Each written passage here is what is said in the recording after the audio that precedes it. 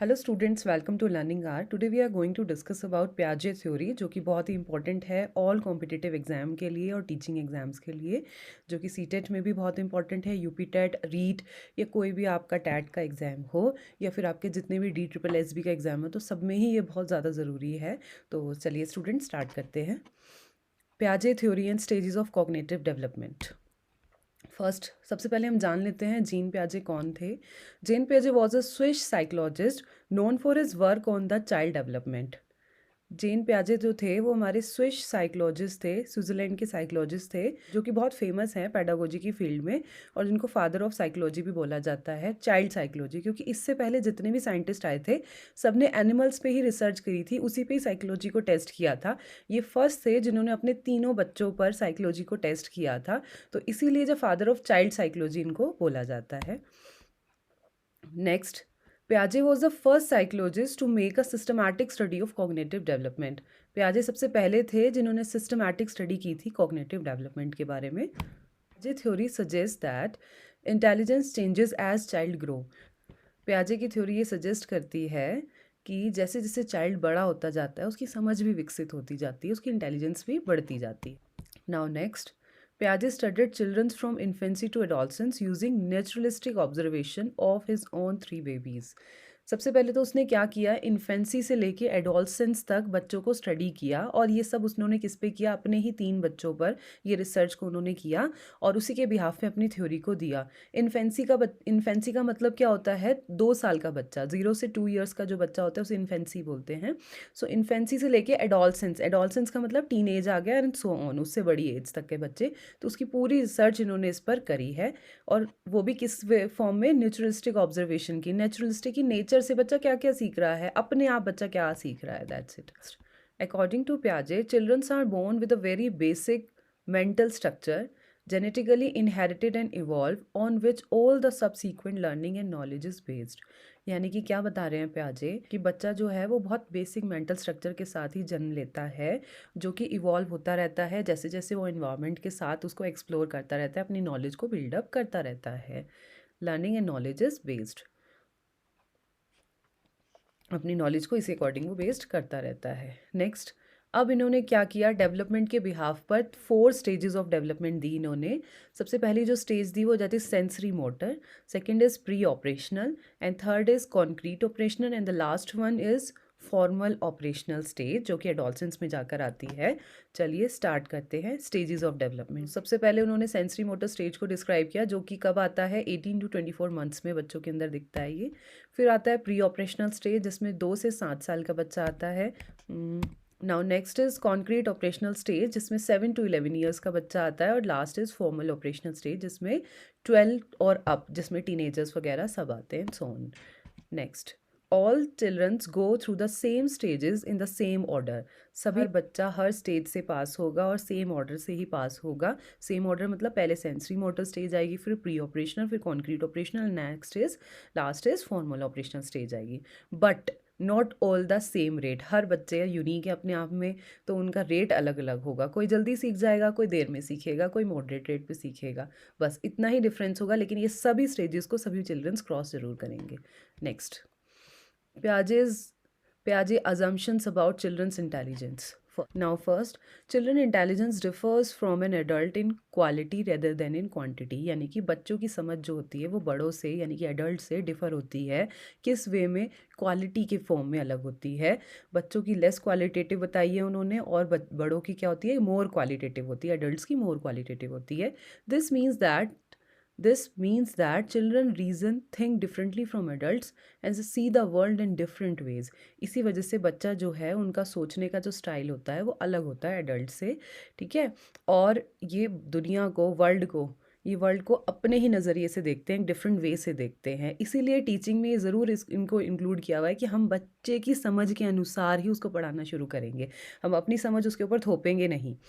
Next, children actively build up their knowledge about the world. Children जो है explore करके surrounding environment में अपनी नॉलेज को बिल्डअप कर लेते हैं। वर्ल्ड की क्या नॉलेज है, अबाउट द वर्ल्ड, की वर्ल्ड में चीज़ें क्या क्या एग्जिस्ट करती हैं, उसके अकॉर्डिंग अपनी नॉलेज को बिल्डअप कर लेते हैं।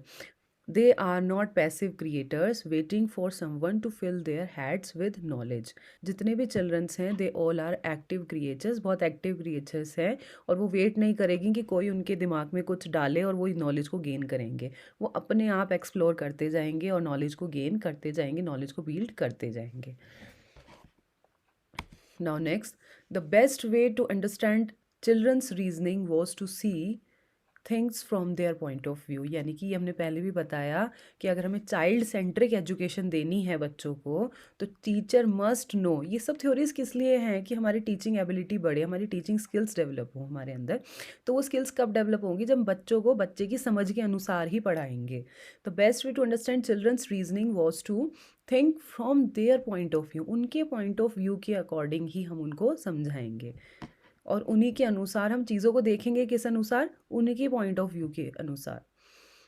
Next, sensory motor stage, first stage के बारे में, जो कि बताया बर्थ से लेके 2 ईयर्स। ये 2 ईयर्स है। अभी हमने पीछे भी देखा ये 18 to 24 मंथ्स दे रखा था, पर कुछ बुक्स में ये 18 to 24 मंथ्स दे रखा है और कुछ में ये 0 to 2 ईयर्स। तो आप 0 to 2 ईयर्स इसको कंसिडर करिए। Next, the infant learn about the world through their senses, through their actions, moving around and exploring its environment. इस एज में क्या होता है, इन्फेंट यानी कि 2 साल का बच्चा, 0 से 2 साल का बच्चा क्या करता है, उसकी लर्निंग कहाँ से होगी, वो हाथ पैर मार के चीज़ों को देखने, सेंस करने शुरू करेगा अबाउट द वर्ल्ड। सबसे पहले तो वो सेंसेस का ही इस्तेमाल करना शुरू करेगा, है ना। एंड थ्रू देयर एक्शंस, अपने एक्शंस, हाथ पैर मूव करना शुरू करेगा, मूविंग अराउंड। एंड उसके बाद जब वो क्रॉलिंग स्टार्ट करेगा तो वो क्या करेगा, उसके बाद जब वो क्रॉलिंग स्टार्ट करेगा तो वो मूविंग करना स्टार्ट कर देगा, फिर चलना स्टार्ट कर देगा एंड एक्सप्लोर करने लगेगा कि ये प्लांट्स हैं, ये ट्रीज़ हैं, एनवायरनमेंट को एक्सप्लोर करता है। During the early stage infants are only aware of what is immediately in front of them, कि उनके सामने क्या प्रेजेंट है, बस वही उनकी नॉलेज वहीं तक ही सीमित है जब वो अर्ली स्टेज में है, क्योंकि अभी वो एक्सप्लोर नहीं कर सकता। तो अभी उसने क्रॉलिंग भी स्टार्ट नहीं किया है, उसने क्रॉलिंग, लेट सपोज उसने क्रॉलिंग स्टार्ट कर दिया, अभी वो चलना भी नहीं सीखा है, तो उसकी नॉलेज कहाँ तक सीमित है, जो चीज़ें उसके सामने इमीडिएटली फ्रंट ऑफ दैम, यानी कि जो भी उन चीज़ें उनके सामने है वही उनकी नॉलेज बना रहे हैं। Next, they focus on what they see, what they are doing and physical interactions with their immediate environment। यानी कि वो किस पे फोकस करेंगे, कि वो क्या चीज़ें देख रहे हैं, क्या चीज़ें वो कर रहे हैं, और दूसरा physical interaction with their immediate environment, यानी कि उस टाइम जो भी इमीडिएट इन्वायरमेंट है उनके आसपास, उसके साथ जो वो फिजिकल इंटरेक्शन कर रहे हैं वही उसकी नॉलेज को बिल्डअप कर रहा है। यानी वो क्या देख रहा है, क्या कर रहा है बच्चा, वही बस वो फोकस उसी पे करेगा। क्या क्या चीज़ें उसके ऑब्जर्वेशन में सामने हैं, क्या वो करके देख रहा है, और उसका क्या इंटरेक्शन है एट प्रेजेंट इन्वायरमेंट से, बस यही उसका नॉलेज होगा।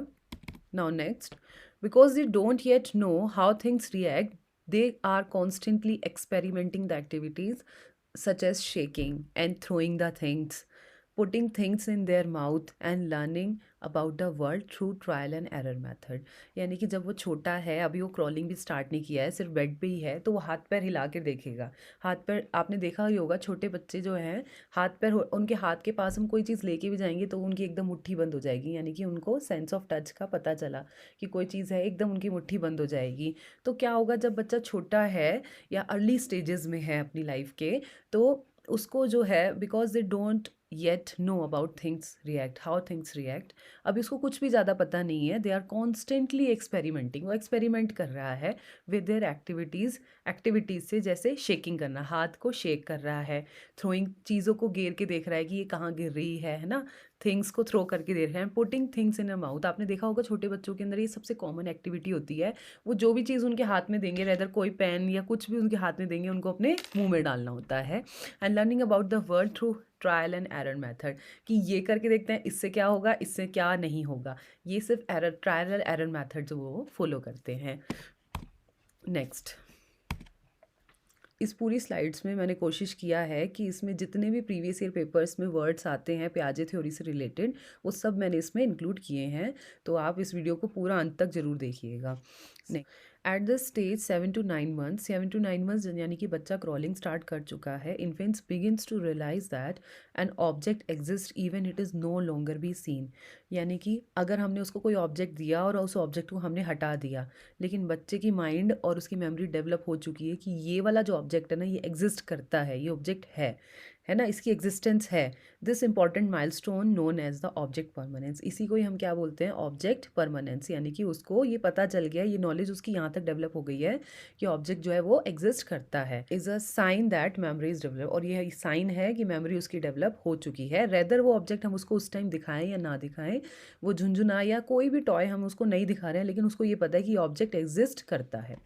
Next, after infants start crawling, standing, and walking, their increased physical mobility leads to increased cognitive development। यानी कि जैसे ही बच्चे ने स्टार्ट कर दिया है क्या, क्रॉलिंग करना, देखो सबसे पहली स्टेज में क्या होता है, बच्चा हाथ पैर मूव करता है, फिर क्रॉलिंग स्टार्ट करता है, फिर स्टैंडिंग, फिर वॉकिंग, खड़ा होना सीखता है पकड़ के चीज़ों को, और फिर वॉकिंग स्टार्ट करता है।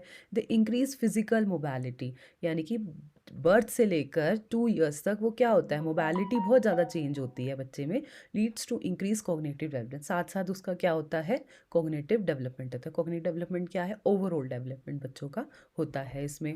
Near the end of sensory motor stage, यानी कि नियर अबाउट 2 इयर्स के approx, infant reach another important milestone, early language development, a sign that they are developing some symbolic abilities. यानी कि इस स्टेज में क्या होता है, बच्चा जो है लैंग्वेज भी स्टार्ट कर देता है डेवलप करना, कुछ कुछ वर्ड्स को वो बोलना शुरू कर देता है। इवन मम्मा पापा तो उसने बोलना स्टार्ट कर ही दिया है, बाकी और वर्ड्स में भी, दिस इज़ प्लांट, फ्लावर, छोटे छोटे वर्ड्स भी वो बोलना स्टार्ट कर देता है at the end of sensory motor stage. यानी कि ये भी क्या है, पार्ट ऑफ डेवलपमेंट, डेवलप हो रहा है बच्चे का माइंड। इस स्लाइड्स में जितने भी मैंने येलो मार्क कर रखे हैं, ये सारे वही पॉइंट्स हैं जिन पर प्रीवियस ईयर क्वेश्चन बने हैं सीटेट में या और भी टेट्स में ये क्वेश्चंस बने हैं। तो सबसे पहला आता है secondary circular reactions. Now babies repeat pleasurable actions, यानी कि बच्चा जो है रिपीट करता है। इन्फेंट जब अपनी लाइफ के अर्ली फेज में होता है बच्चा, तो बच्चा क्या करता है, रिपीट करता है एक्शंस को। जैसे यहाँ पर एक एग्जांपल भी दे रखा है, इन्फेंट क्या करता है, कई बार रैटल को शेक करेगा, जिस क्योंकि उसको अच्छी लग रही है वो साउंड, प्लेजरेबल लग रही है उसको वो साउंड, इसलिए वो क्या करेगा, अगेन एंड अगेन शेक करेगा, तो रिपीटेबल एक्शंस करेगा। इसी को ही हम क्या बोलते हैं, secondary circular reactions. Next is goal directed behaviour that is oriented towards attending a particular goal. किसी भी गोल को अचीव करने के लिए जो बिहेवियर बच्चों का है, that is goal directing behaviour. और वो भी कौन सी स्टेज में आता है, ये प्रीवियस ईयर में क्वेश्चन आया है कि गोल डायरेक्टिव बिहेवियर कौन सी एज में होता है, सीटेट में ही आया है ये क्वेश्चन। तो गोल डायरेक्टिव बिहेवियर हमारा सेंसरी मोटर स्टेज में होता है। और सेंसरी स्टेज बच्चा क्या करता है, किसी गोल को डिसाइड करता है और उसकी तरफ मूव होने की कोशिश करता है, उसको अटेंड करने की कोशिश करता है। नाउ नेक्स्ट हमारी स्टेज आती है द प्री ऑपरेशनल स्टेज, जिसमें बच्चा 2 से 7 साल का बच्चा, अर्ली चाइल्डहुड वाला बच्चा आएगा इसमें। इस पॉइंट में बताया है कि जो टॉडलर्स और यंग चिल्ड्रंस हैं उनके अंदर ये एबिलिटी अब आ चुकी है इंटरनली, कि वो वर्ल्ड को कैसे रिप्रेजेंट करेंगे। अब उनका मेंटल इतना डेवलप हो चुका है कि वो वर्ल्ड को लैंग्वेज की फॉर्म में डेवलप करेंगे, उनको धीरे धीरे थोड़ा थोड़ा लैंग्वेज आ चुका है। अगर अर्ली स्टेज में है तो वो वर्ड्स तो सीख ही गया है, और लेटर ऑन वो क्या सीख रहा है अर्ली चाइल्डहुड में, कि वो पूरे सेंटेंस मेकिंग सीख जाएगा। Next, during this stage young childrens can think about things symbolically, यानी कि अर्ली स्टेज में क्या होता है, बच्चा सिम्बल्स को देख के समझता है। जैसे हम छोटी सी एज में बच्चा जो होता है वो स्टैंडिंग लाइन को उसको पता है ऐसे बनानी है, स्लीपिंग लाइन ऐसे बनानी है, तो वो सिम्बल्स को देख के समझता है। This is the ability. और अगर कई बार आप देखो घर में हम कितने सिम्बल्स का यूज़ करते हैं, नो, दिस इज़ नो, है ना, यस, इसको करना है, इसके लिए हम हेड भी मूव करते हैं, तो वो बच्चों को पता है कि हाँ ये करना है और ये नहीं करना है। तो this is the ability to make one thing such as word और a object stand for something other than itself. यानी कि बच्चा जो है वर्ड सिंबल्स के थ्रू नो का मतलब समझता है, सिंबल्स के थ्रू वो समझना शुरू कर देता है, उसके अंदर ये एबिलिटी आ जाती है। Next, the child's thinking is dominated by how the world look, not how the world is. Actually में कैसा वर्ल्ड है, कि उसको कैसा दिखता है, बच्चे के पॉइंट ऑफ व्यू से देख रहे हैं कि कैसा वर्ल्ड उसको दिख रहा है। It is not yet capable of logical problem solving, अभी उसके अंदर लॉजिकल थॉट्स को समझने वाली कैपेबिलिटी, उनके माइंड उतना विकसित नहीं हुआ है, उतना डेवलप नहीं हुआ है। अच्छा, next, infants at that stage also demonstrate animism. Animism क्या होता है, लिविंग और नॉन लिविंग में जो डिफरेंस होता है वो उनको अभी समझ नहीं आता। This is the tendency of the child to think that non living object such as toys, जितने भी उसके पास टॉयज है, have life and feelings like a person. यानी कि अभी उसके अंदर एनिमिज्म नहीं आया, यानी कि वो डिफ्रेंशिएट नहीं कर पाएगा कि दिस थिंग इज़ लिविंग और दिस इज़ नॉन लिविंग। तो वो अपने टॉय को भी कैसा समझेगा कि वो भी एक पर्सन है, उसकी भी एक पर्टिकुलर फीलिंग है। नेक्स्ट, हाँ, ये येलो पॉइंट जितने भी हैं ये सब प्रीवियस ईयर में आया है। डेफर्ड इमिटेशंस पे भी क्वेश्चन आया है, ड्रामेटिक प्ले पर भी आया, मेक बिलीव प्ले पर भी क्वेश्चन आया सीटेट में। So first one is one of the most obvious example of this kind of cognition is dramatic play और मेक बिलीव प्ले। यानी कि प्री स्कूल में जब बच्चा जाने लगता है, इस स्टेज का बच्चा, अर्ली चाइल्डहुड का बच्चा प्री स्कूलिंग करने लगता है, नर्सरी में वो ले लेता है। उसके बाद इसमें बताया कि ड्रामेटिक प्ले करने लगता है कि कभी कभी तो वो बिहेव करने लगेगा कि मैं डॉक्टर हूँ, मम्मा आई एम डॉक्टर। कभी कभी वो मम्मा की तरह एक्ट करने लगेगा, कभी कभी वो पापा की तरह एक्टिंग करने लगेगा। कभी कभी आपने देखा होगा कि जितने भी वो ये कार्टून चैनल्स देखते हैं उनकी सबकी एक्टिंग वो करने लगते हैं। इवन मेरा खुद का बेटा भी वो ये सब एक्टिंग वो करने लगता है। तो इसमें एक एग्जांपल भी उन्होंने दे रखा है। गर्ल है, उसने एक बनाना है, प्लास्टिक का बनाना, उसको होल्ड किया है और उसको वेज्यूम करिए कि जैसे वो फ़ोन पे मम्मा से बात कर रही है और वो बोल रही है, hello mama, can you be sure to bring me my baby doll, क्या आप मेरी बेबी डॉल ले आओगे, लाइक ऐसे ही, और ओके। और उसके बाद वो फ़ोन ओके करके कट भी कर दे रही है। तो ये क्या है, एक ड्रामेटिक प्ले है जो बच्चे करते हैं, जनरली अर्ली चाइल्डहुड के बच्चे ये सब करते हैं। They are thinking on two levels at once, one imaginative and the other is realistic. यानी कि वो दो लेवल्स पर सोच रहे होते हैं। एक तो इमेजिनेशन है उनकी, क्योंकि वो एक्चुअली में क्या है, एक बनाना टॉय है, लेकिन उसकी इमेजिनेशन क्या है कि वो एक फ़ोन है। एंड अदर इज़ रियलिस्टिक, उसको रियलिस्टिक भी मान रहे हैं वो। This dual processing of experience make dramatic play is an early example of Meta cognition. ये भी बहुत इंपॉर्टेंट वर्ड है, हालांकि ये अभी यल मैंने हाईलाइट नहीं किया। मेटा कॉग्निशन बहुत इंपॉर्टेंट है, कई बार ये क्वेश्चन इस पर अभी बना है। तो मेटा कॉग्निशन का मतलब क्या है, दो सिचुएशंस को समझना, दो लेवल्स को एक साथ सोचना, यानी कि एक इमेजिनरी लेवल और एक रियलिस्टिक लेवल, दोनों के बारे में सोचना। And the last one is deferred imitation. Deferred imitations मतलब क्या करना, कॉपी करना बच्चों का, बहुत सारे एक्शंस पापा के, मम्मी के कॉपी करना। जैसे कि मेरा बेटा है, अभी 3 इयर्स का है, वो एक्टिंग करता है कि मैं ऑफिस जा रहा हूँ, mamma I am going to office. वो ऑफिस जा रहा है, वो पापा की एक्टिंग कर रहा है। वो क्या कर रहा है, डेफर्ड इमिटेशन कर रहा है। Examples would be a child mimicking their parents cooking dinner by playing with pots and pans. ये बहुत ही कॉमन है और आपने ये देखा ही होगा कि बच्चे मिमिकिंग करने लगते हैं पेरेंट्स की। और वो मतलब मेरी भी कॉपी कई बार करता है, मेरा बेटा भी मेरी कॉपी करता है, और वो किचन में खड़े होकर बोलता है कि mamma I am making Maggi, मैं मैगी बना रहा हूँ। तो cooking dinner by playing with pots and pans, pans और प्लॉट्स के साथ खेलते खेलते वो एक्टिंग करेगा, प्रिटेंड करेगा कि वो कुकिंग कर रहा है। Next, transductive reasoning. For example, a child might say that it is windy outside because someone is blowing very hard. Transductive reasoning यानी कि अभी तक बच्चों को लॉजिकल रीजनिंग तो बहुत दूर की बात है, उनके अंदर अभी कॉन्क्रीट थिंकिंग ही नहीं आई है, मतलब देख के ही नहीं समझ पा रहे हैं वो चीज़ों को, कई चीज़। तो उनके अंदर कौन सी रीजनिंग है इस टाइम पे, ट्रांसडक्टिव रीजनिंग। ये कई बार क्वेश्चन आया है प्री ऑपरेशनल स्टेज में, बच्चों के पास कौन सी थिंकिंग रहती है, ट्रांसडक्टिव रीजनिंग। यानी कि जैसे एग्जाम्पल के लिए बता रहे हैं कि child might say that it is windy out, से कि बाहर बहुत तेज़ हवा चल रही है, बहुत तेज़ विंड ब्लो कर रही है, because someone is blowing very hard. यानी कि बाहर अगर बहुत तेज़ हवा चल रही है तो बच्चा ये सोच रहा है कि कोई बहुत तेज़ फूंक मार रहा है, ब्लो कर रहा है। दूसरा क्या बता रहे हैं एग्जाम्पल में, the clouds are white because someone painted them that colour.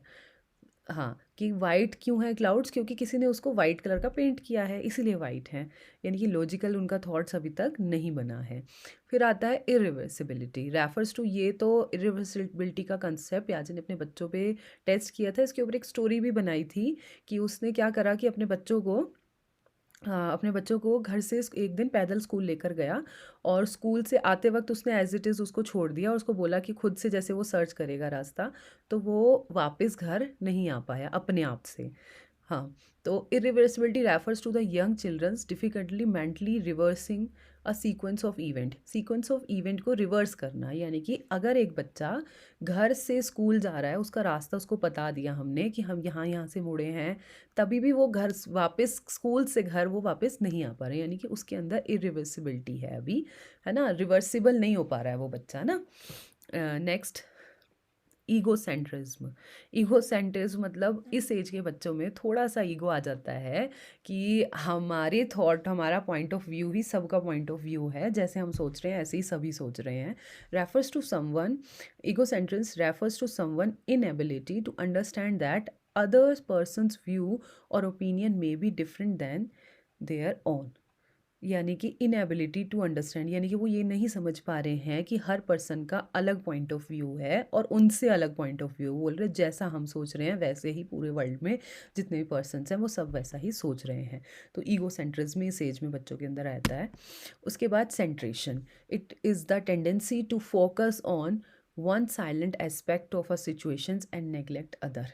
इस एज का बच्चा जो है वो सेंट्रेशन फेज में रहता है, यानी कि उसके अंदर ये अभी एबिलिटी डेवलप नहीं होती कि डिसेंट्रेशन क्या होता है। यानी कि हमने उसको जैसे 3 बीकर्स दिए, 3 बीकर्स यहाँ पर शो कर रखे हैं, ये पियाजे की थ्योरी का सबसे कॉमन एग्जांपल है।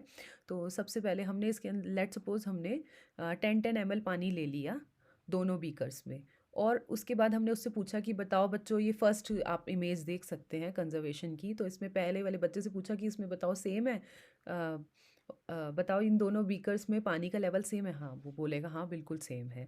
उसके बाद क्योंकि हमने 10 ml वाटर लिया था तो 10 ml वाटर को हमने दूसरे बीकर में डाल दिया, और अब हमने उससे पूछा कि बताओ किस में ज़्यादा है। हालांकि दोनों सेम हैं, दोनों में पानी 10 ml ही है, लेकिन उसकी शेप लंबी होने की वजह से वो ऐसा दिख रहा है, तो बच्चा जो है इसको समझ नहीं पाएगा, वो कहेगा कि लंबे वाले बीकर में ही पानी ज़्यादा है, जबकि दोनों में पानी सेम है, that is 10 ml only. Fine. तो यानी कि बच्चा अभी सेंट्रेशन है उसके अंदर, डिसेंट्रेशन उसके अंदर अभी नहीं आया है। Next is the concrete operational stage 7 to 11 years. इसमें बच्चे का कॉग्निशन और ज़्यादा डेवलप हो जाता है इस स्टेज में। During this stage children begins to thinking logically about concrete event. ठीक है, थोड़ा सा लॉजिक स्टार्ट हो जाता है कॉन्क्रीट इवेंट को लेके। कॉन्क्रीट मतलब देख के चीज़ों को समझ पाएगा, अपने माइंड में नहीं समझ पाएगा, अपने माइंड में कैलकुलेशन अभी नहीं आया उसके अंदर, वो आएगा फॉर्मल ऑपरेशनल स्टेज में। तो अभी कॉन्क्रीट इवेंट्स उसके अंदर आ चुके हैं, कॉन्क्रीट लॉजिक उसके अंदर अभी आ चुका है। Next, during this stage childrens also become less egocentric and begins to think about how other people mind think and feel. Very nice.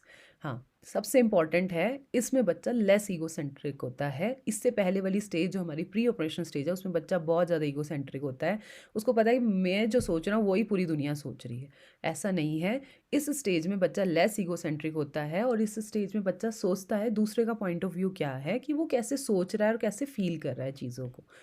Next, Piaget considered the concrete stage a major turning point in the child cognitive development because it marked the beginning of logical or operational thoughts. इस stage में थोड़ा थोड़ा concrete logic, मैं बार बार बता रही हूँ, logical thoughts आ जाते हैं बट कॉन्क्रीट लॉजिक आते हैं, फॉर्मल ऑपरेशन में आते हैं, मेन तो लॉजिकल। तो इसमें लॉजिक आना थोड़ा थोड़ा शुरू हो जाता है, इसीलिए इस स्टेज को बोला जाता है मेजर टर्निंग पॉइंट। बच्चों की एज में जो सबसे इसी स्टेज को बोला जाता है टर्निंग पॉइंट स्टेज। और concrete development because it marks the beginning of logical और ऑपरेशनल थॉट्स। यानी कि इस स्टेज में क्या हो जाता है, बच्चे जो है लॉजिकल सोचना शुरू कर देता है और ऑपरेशनल थॉट्स के बारे में भी सोचना शुरू कर देता है।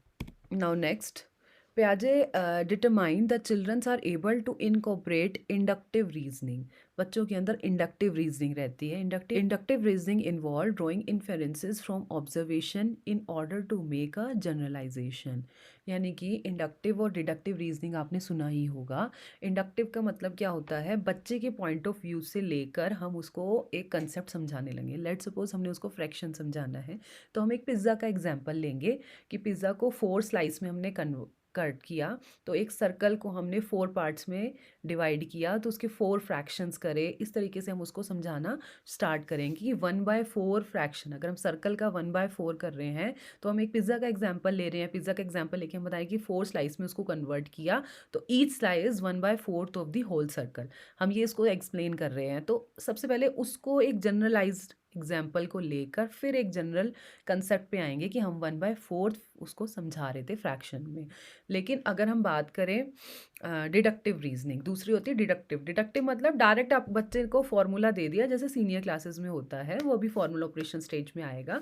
इसमें एडल्ट्स को क्या करते हैं, हम जितने भी सीनियर स्टूडेंट्स होते हैं 11th के या 10th 11th के स्टूडेंट्स जो होते हैं, तो उनको हम क्या देते हैं, सिंपल फॉर्मूला दे देंगे और उनको कहेंगे कि ये एग्जाम्पल्स हैं, इनको आप करके दिखाइए। तो डायरेक्ट हम उनको बता देते हैं, तो ये होता है हमारी डिडक्टिव रीजनिंग।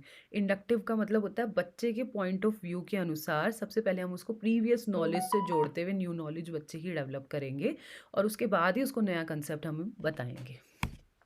नेक्स्ट, ये भी बहुत इंपॉर्टेंट पॉइंट्स हैं सारे के सारे ही। तो जो सबसे पहला पॉइंट है डिसेंट्रेशन। मैंने बताया अभी इससे पहले वाले में बच्चों को सेंट्रेशन आया था, डिसेंट्रेशन नहीं आया था। लेकिन हम बात करेंगे कॉन्क्रीट ऑपरेशनल स्टेज की, तो कॉन्क्रीट ऑपरेशन स्टेज में बच्चा डिसेंट्रेशन सीख गया है।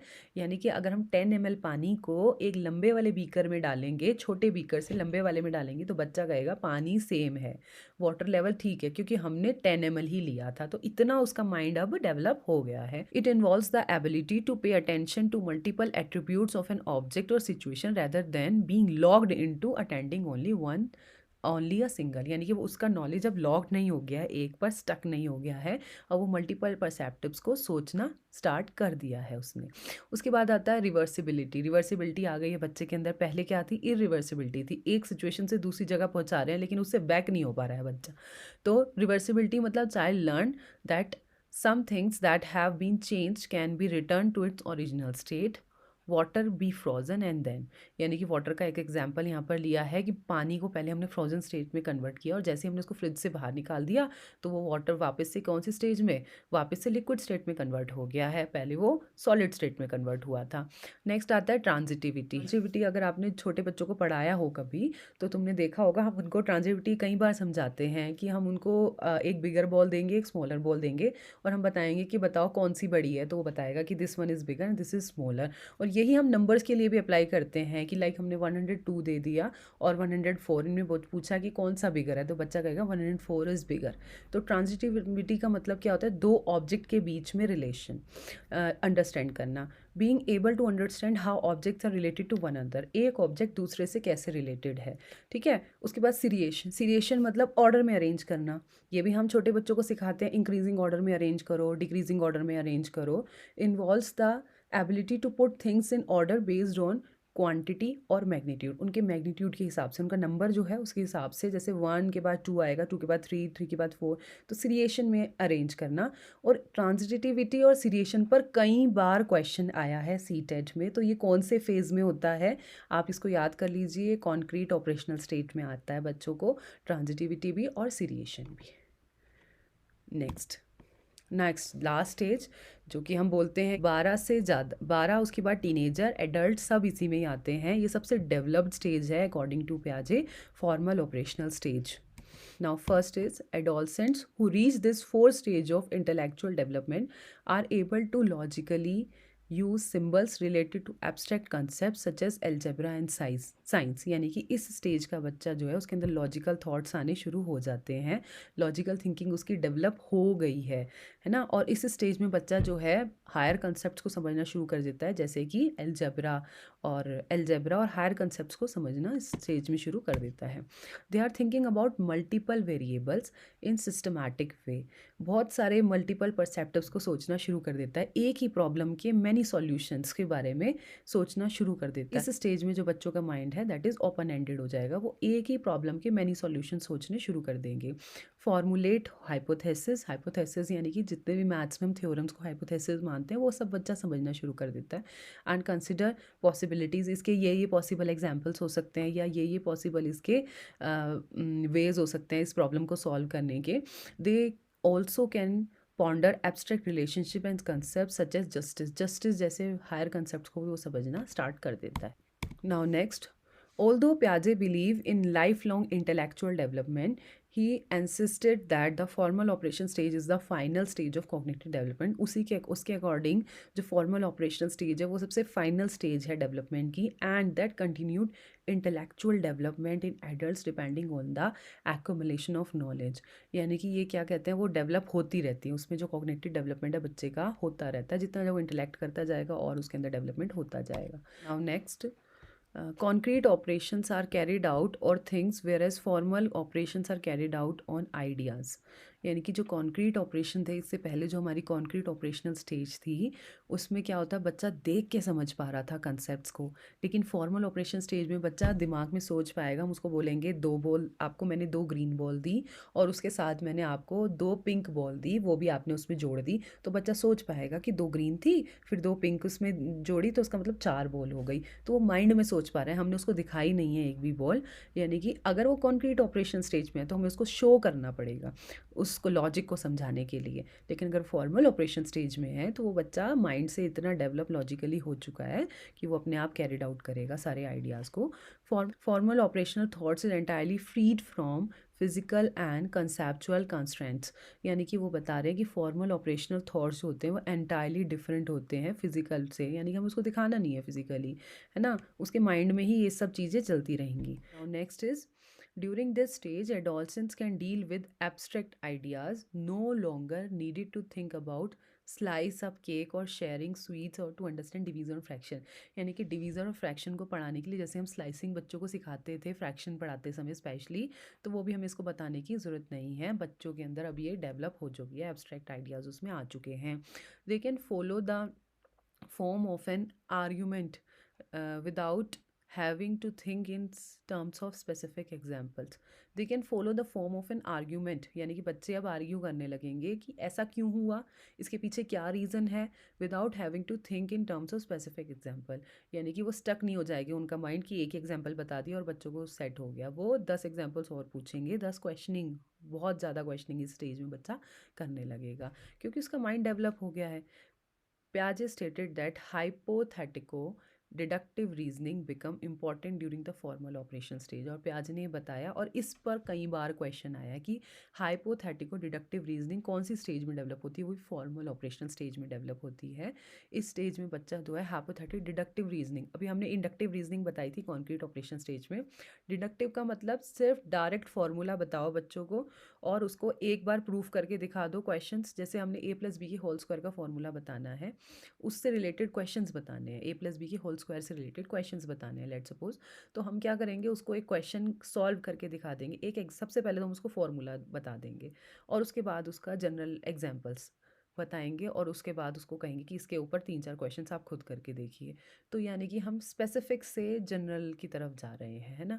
तो डिडक्टिव रीजनिंग का मतलब यही होता है, बच्चे का माइंड इतना डेवलप हो चुका है कि हम उसको डायरेक्ट भी पढ़ा रहे हैं तो उसको समझ आ रहा है। Thank you student. के साथ मिलते हैं फिर कुछ नई थ्योरीज के साथ। तब तक आप ये ज़रूर बताइएगा कमेंट करके कि आपको ये वीडियो कैसी लगी। Bye bye.